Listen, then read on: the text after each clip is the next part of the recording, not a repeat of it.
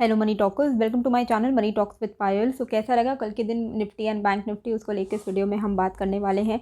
कल वाला जो मैंने वीडियो बनाया था उसमें मैंने बहुत क्लियरली, इनफैक्ट मैं कुछ दिनों से ये चीज़ बहुत क्लियरली बोलते आ रही हूँ कि 18,330 के ऊपर ही हम कॉल्स को लेंगे।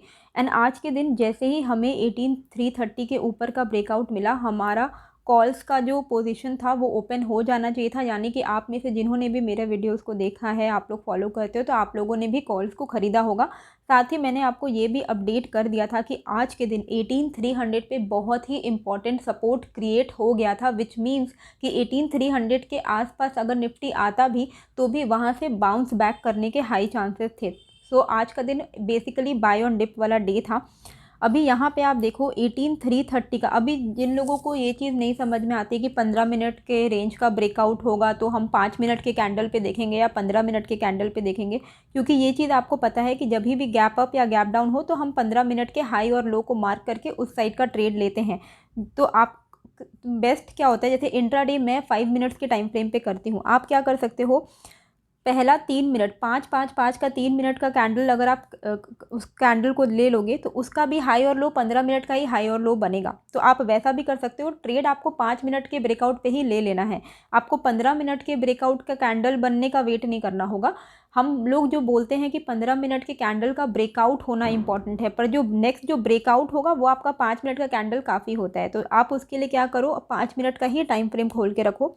पहला 3 कैंडल ही हो जाता है 15 मिनट का कैंडल। इसका जिसका भी साइड में मार्केट निकलेगा उस साइड का आप वहाँ पे ट्रेड ले सकते हो। तो यहाँ पे आपको बहुत ही क्लियर कट ये चीज़ दिख रही होगी कि यहाँ पे आप देखो, ये जैसे ही हमें 330, ये है 330 जो मैंने मार्क किया था, मैं 3 दिन से बोलते आ रही हूँ, इसके ऊपर जैसे ही मार्केट निकला हमें स्लो एंड स्टेडी मूव ऊपर की तरफ मिलने लगा। हालांकि मैंने बहुत ही जल्दी यहाँ से फर्स्ट जो मेरा ट्रेड था वो मैंने यहीं पे बुक कर लिया था। क्यों? क्योंकि यहाँ पे आप देख ही सकते हो कि काफ़ी टाइम तक एक रेंज में मार्केट हो गया। एंड एक्सपायरी वाले दिन, मैं वैसे भी नेक्स्ट वीक के एक्सपायरी पे ही ट्रेड करती हूँ, एंड एक्सपायरी वाले दिन तो रेंज बाउंड मार्केट को अवॉइड करना ही चाहिए। तब हमें क्या करना था, बेसिकली वो चीज़ मैंने आपको इन्फॉर्म भी किया कि मैंने बुकआउट कर लिया है। तो आपने 330 के ऊपर कॉल्स लिया, ठीक है, 400 के आसपास में जहाँ पे रेजिस्टेंस है वहाँ पे आपने बुक कर लिया। उसके आपका एक ट्रेड कंप्लीट हो गया, आपको पूरे दिन वेट करना नहीं है। उसके बाद सेकेंड हाफ में आपको दिख रहा है कि ये जो इतना एक बड़ा सा एक कंसोलिडेशन हुआ, इसका हमें एक बहुत ही सॉलिड ब्रेकआउट मिला 5 मिनट के कैंडल के अंदर। तो यहाँ पे आप अपना सेकेंड ट्रेड ले सकते थे अगर आप सेकेंड हाफ में एक्टिव रहते हो तो यहाँ पे देखो, यहाँ पे आपको क्या करना है, जैसे ही इस रेंज का ब्रेकआउट मिला, ठीक है, इतना टाइम से कंसोलिडेशन हो रहा था, इसका एक 5 मिनट का कैंडल का हमें ब्रेकआउट मिला, यहीं पे हम एंट्री लेंगे। हमारा स्टॉप लॉस क्या होगा, इसी कैंडल का लो हमारा स्टॉप लॉस बन जाएगा। क्या हमारा स्टॉप लॉस हिट होता? नहीं हुआ, और इसके ऊपर हमने फर्दर और एक नया हाई बना लिया। तो बेसिकली जब भी कंसोलिडेशन का ब्रेकआउट हो, तो जो भी कैंडल ब्रेकआउट कैंडल हो, अगर आप 5 मिनट्स के टाइम फ्रेम पे कर रहे हो, 15 मिनट के, उस कैंडल का आप लो को अपना स्टॉप लॉस क्रिएट कर सकते हो। कल के लिए क्या ध्यान में देखना है, रखना है, तो देखिए कल 18,500 के ऊपर निफ्टी अगर है तो वो पॉजिटिव ही है। तो आप कॉल्स में अगर आप कैरी फॉरवर्ड भी कर रहे हो या फिर आप कॉल्स में बैठे हुए हो, तो 18,500 के ऊपर जब तक है निफ्टी वो पॉजिटिव ही है। आप अपना स्टॉप लॉस डाल सकते हो 18,450 18,440 के आसपास में। हमें यहाँ पर कब शॉर्ट साइड में कब प्ले करना है, क्योंकि अभी तो देखिए आज ये शॉर्ट कवरिंग भी थी, साथ में आज एफआईआई का भी अच्छा खासा सपोर्ट था। तो यहाँ पे आप देखिए कि ये जो रेंज है जहाँ से पहले भी हम रिवर्स हुए हैं, ये एरिया है 18,440, ये एक इम्पॉर्टेंट अब सपोर्ट बन जाना चाहिए निफ्टी के लिए। तो 18,500 के ऊपर जब तक है आप यहाँ पे कॉल्स में ही बैठे रहिए, कोई टेंशन की बात नहीं है। अपना स्टॉप लॉस रखिएगा 18,450 का स्टॉप लॉस रखिएगा, एंड उसको ट्रेल करते जाइएगा, क्योंकि अभी ऊपर कितना लंबा जा सकता है ये बताना मुश्किल है, क्योंकि कुछ खास अभी रेजिस्टेंस नहीं दिख रहे हैं ऊपर के लेवल पे। तो 18,500 के ऊपर 550, जितने भी साइकोलॉजिकल, हर 50 पॉइंट में साइकोलॉजिकल रेजिस्टेंस आएंगे, वो आपका, आप उसी हिसाब से अपना स्टॉप लॉस को ट्रेल करते जाइएगा। अभी नीचे 18450 इसका ब्रेकडाउन आएगा तब आप पुट लेने की सोचना, अदरवाइज मत सोचिए पुट लेने का अभी। इसके नीचे का ब्रेकडाउन में आपको 18400, 18380, 18330 तक के टारगेट्स देखने को मिल सकते हैं निफ्टी में, ठीक है। एंड 18330 का अगर ब्रेकडाउन आता है तब फिर हम 18250 के टुवर्ड्स जाएंगे। अभी ऐसी कोई सिनारियो नहीं दिख रही है। 18450 के नीचे ही हम पुट लेंगे एंड 18500 के ऊपर अगर निफ्टी सस्टेन कर रहे हैं तो हम कॉल्स में बैठेंगे एंड स्टॉप लॉस को ट्रेल करते हुए जाएंगे। बैंक निफ्टी, अच्छा यहाँ पे ऑप्शन चेन में भी अगर आप देखोगे तो 1 दिसंबर का 18500 पे तगड़ा दोनों साइड में ही call and put open interest है, टक्कर का ओपन इंटरेस्ट है। Majority of the support create हो गया है 18300 पे, आज के लिए भी था, नेक्स्ट वीक के लिए भी 18300 एक इंपॉर्टेंट सपोर्ट की तरह एक्ट करने वाला है। तो 18300 के आसपास अगर आ भी जाता है निफ्टी तो वहाँ पे बाय ऑन डिप का सिनारियो बनेगा। फिलहाल के लिए ये बाय ऑन डिप का ही सीन चल रहा है। यहाँ पे 18500 के ऊपर आप स्टॉप लॉस ट्रेल करते जाइए, कॉल्स में बैठे रहिए एंड 18300 के आसपास अगर निफ्टी आ भी जाता है तो बाय ऑन डिप आप कर सकते हो। 440 के नीचे ही कोई भी पुट वाला सिनेरियो बनेगा, ठीक है। और यहाँ पे भी आपको कॉशियसली पुट लेना है और हर 40-50 पॉइंट्स में नीचे की तरफ ट्रेल करते हुए जाना है।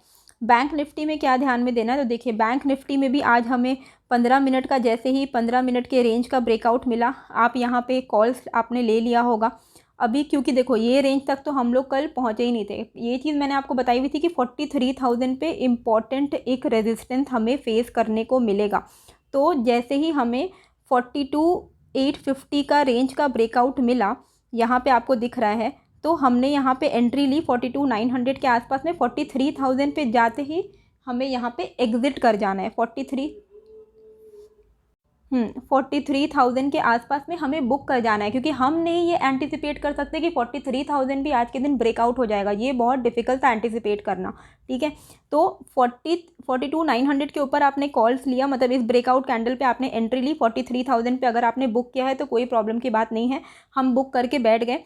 कई लोगों ने रिवर्सल ट्रेड भी मारा होगा, उनको भी यहाँ पे बेनिफिट हुआ है। उसके बाद जब 43,000 का ब्रेकआउट आया तब एंट्री बनती थी, क्योंकि 43,000 पे काफ़ी बड़ा एक हमारा हर्डल था। और एक्सपायरी के दिन अगर कहीं पे भी बहुत majority of the call open interest, जो हाईएस्ट कॉल ओपन इंटरेस्ट 43,000 पे था, इसका अगर ब्रेकआउट मिल गया तो बहुत लाजमी है कि शॉर्ट कवरिंग आएगी। तो यहाँ पे आपका सेकेंड ट्रेड बनता था। तो काफ़ी सारे आज के दिन ट्रेड सेटअप्स थे। कभी भी कंसोलिडेशन हो तो हमेशा याद रखिएगा कि कंसोलिडेशन के ब्रेकआउट पे जब आप ट्रेड लेते हो तो जो भी ब्रेकआउट कैंडल बन रहा है 5 मिनट का या फिर 15 मिनट के टाइम फ्रेम पे आप ले रहे हो तो 15 मिनट का, उसके कैंडल के लो को अपना स्टॉप लॉस रखिए और बिंदास आप उसको ट्रेल करते जाइए। अब आते हैं ब्रेकआउट स्टॉक के ऊपर, ठीक है।